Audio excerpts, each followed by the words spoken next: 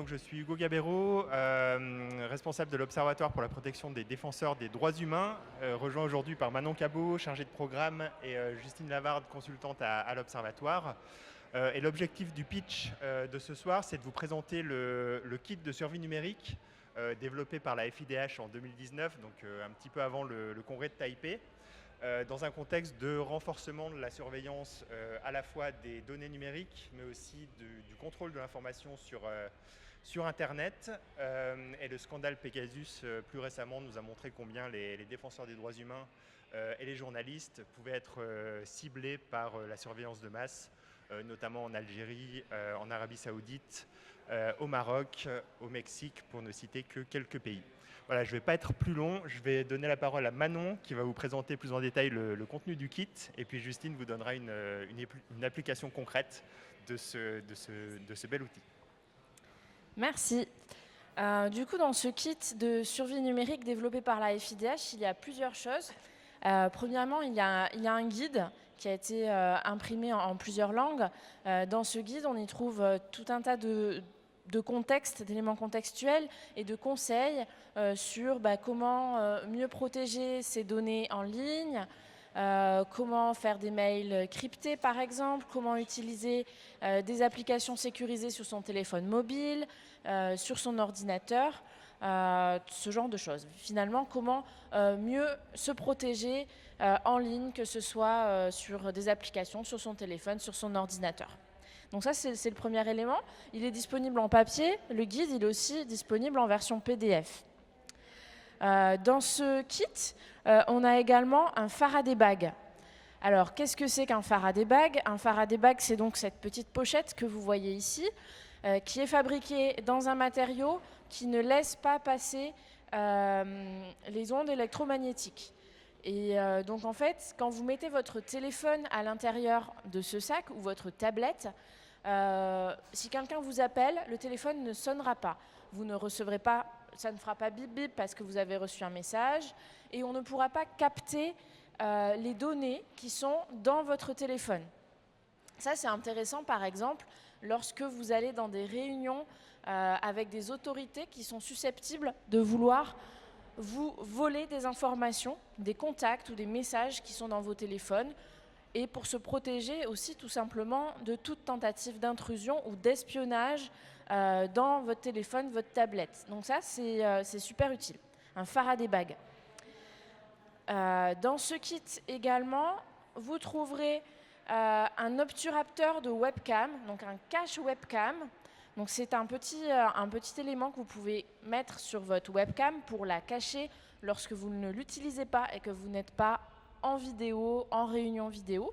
C'est important parce qu'il y a des personnes mal intentionnées qui peuvent en fait voir à travers votre webcam, même si vous ne l'avez pas allumée vous-même. Donc votre webcam est éteinte et ils peuvent voir ce qui se passe autour de vous, dans votre salon, dans votre chambre, dans votre bureau, si la webcam n'est pas cachée. Donc ça, c'est intéressant d'avoir ce petit outil. Il y a également une carte qui permet de créer des mots de passe sécurisés très forts parce que cryptés. Et donc, en fait, vous choisissez votre mot de passe, un mot très simple pour vous. Et pour chaque lettre, vous allez avoir une suite de symboles que vous pouvez utiliser pour créer ce mot de passe crypté. Et donc cette petite carte vous aide, c'est un aide-mémoire pour vous aider à vous rappeler de quel mot de passe très fort vous avez utilisé pour accéder à une application, etc. Et finalement, dans le kit, il y a une petite clé USB sur laquelle vous retrouvez le guide en version PDF et aussi toute une recommandation de logiciels que vous pouvez télécharger pour avoir plus de sécurité sur votre téléphone, votre ordinateur, par exemple comme KeePass, qui permet un stockage des mots de passe sécurisés sur votre ordinateur. Donc voilà, ça c'est pour la présentation du kit, de ce qu'il y a dedans. Et je vais laisser la parole à Justine pour vous expliquer qu'est-ce qu'on peut en faire à la FIDH de ce kit et quelle déclinaison on lui a offerte. Merci, c'est bien. Oui, donc sur la base de ce kit que vous a très bien présenté Manon, la FIDH a organisé des formations pour les défenseurs de nos organisations partenaires sur le terrain. Donc on a déjà fait une formation en Guinée, une autre au Burkina Faso, on a aussi fait une formation en Haïti et il y en a une de prévue à Madagascar bientôt. Et donc le formateur qui nous suit sur ce projet organise la formation en 3 moments. Il organise d'abord une pré-formation avec les défenseurs qui vont suivre la formation ensuite. Donc, où il évalue leurs capacités et leurs besoins spécifiques en termes de sécurité numérique. Ensuite, il y a une session de formation qui peut se faire donc soit en présentiel, comme ça a été le cas en Guinée ou au Burkina Faso, mais aussi en distanciel, comme ça a pu être le cas en Haïti. Et ces 2 phases sont suivies par une autre phase de suivi où il fait un suivi individuel avec les défenseurs pour voir si tout a bien été assimilé pendant la formation et pouvoir vraiment avoir une formation bien complète et être sûr que tout le monde ait bien compris les principes de base de la sécurité numérique. Voilà, je ne vais pas faire plus pour laisser de la place aux questions si jamais il y en a. Et petit élément supplémentaire, ces kits, vous pouvez venir vous en procurer si vous en voulez. Demain au Novotel, il y aura une permanence avec des bénévoles en salle staff et vous pouvez en avoir gratuitement si vous le souhaitez. Et on peut aussi donner plus d'informations sur comment présenter ces kits auprès de vos équipes ou organiser des formations pour vos équipes.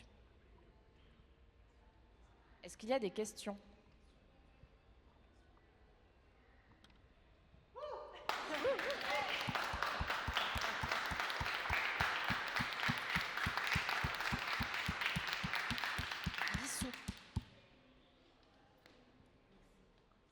Ma question, c'est est-ce que vous avez eu la possibilité de distribuer ces kits dans des pays où on nous écoute beaucoup? Enfin, à part la formation, est-ce que réellement ce kit a pu circuler ailleurs? Par exemple, je donne un exemple, hein, en Iran par exemple, en ce moment, ça aurait été utile de l'avoir. Ouais, juste, ce qu'on a fait au Burkina Faso et qui était intéressant, c'est qu'on a pu former 15 collègues du MBDHP, notre ligue partenaire au Burkina Faso. Et en parallèle, on leur a laissé à disposition 50 kits pour que ceux qui ont reçu la formation puissent former à leur tour leurs collègues défenseurs. Ce qui fait que ça permet vraiment aux défenseurs de s'approprier la formation et de pouvoir diffuser aussi autour d'eux à leurs collègues. Mais pour l'Iran, par exemple... Ouais. Le Faraday bag. Le Faraday bag. Faraday. Faraday. Est-ce que ça, c'est quoi l'équivalent? C'est-à-dire que quand on n'a pas ce bag, ce sac, je sais qu'on utilisait, nous, par exemple, au Tadjikistan, à l'époque, parce que, enfin, il y a quelques années, non seulement on enlevait la batterie de nos téléphones, mais on mettait notre téléphone dans des pots. Comment est-ce que ça s'appelle en français? Casseroles. Des casseroles, ouais. Avec le truc. Et donc, est-ce qu'une casserole fait la même chose, ou si on n'a pas ça, c'est quoi l'équivalent? Parce que les autres choses, je comprends qu'on peut trouver l'équivalent.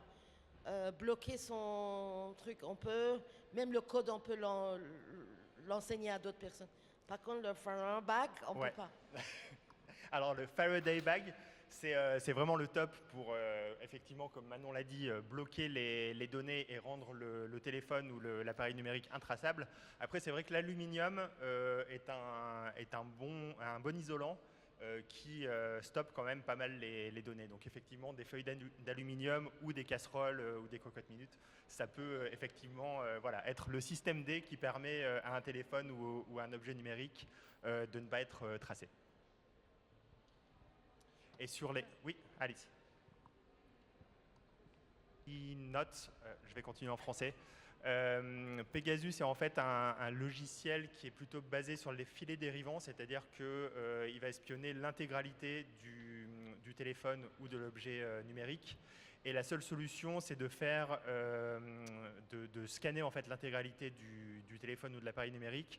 Il y a des organisations qui font ça beaucoup mieux que nous, comme Amnesty Lab ou d'autres organisations vers qui on peut référer, mais le kit ne va pas servir à se protéger contre Pegasus, malheureusement.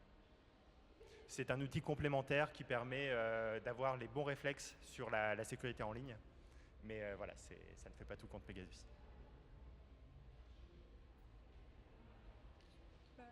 Et peut-être pour terminer, Guissou, sur la diffusion, je crois que ce kit il a été offert au congrès Taipei il y a 3 ans à tous les délégués. Et on en a un certain nombre à disposition qu'on va continuer à envoyer sur le terrain au gré de formation ou de demandes d'organisations membres. Et d'ailleurs, si vous avez des demandes de formation, n'hésitez pas, ce sera aussi le moment d'échanger sur vos besoins un petit peu plus spécifiquement. Ouais. Le kit, effectivement, offre les outils de base.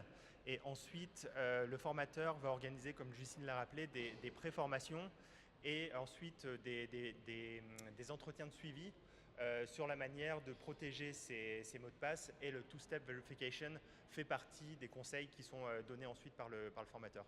Donc c'est plus une recommandation pratique qui va être donnée dans le cadre de la formation holistique avec une phase préparatoire, la formation en tant que telle et ensuite l'entretien de suivi. Et donc ces formations par ricochet qui permettent ensuite aux défenseurs formés de former à leur tour des défenseurs sur la base d'autres kits qui sont distribués ensuite dans des pays. Ça a été le cas en Guinée aussi, en Irak dans le cadre d'une subvention en cascade de l'Observatoire. Voilà, c'est quelque chose qu'on peut aussi délivrer selon les demandes.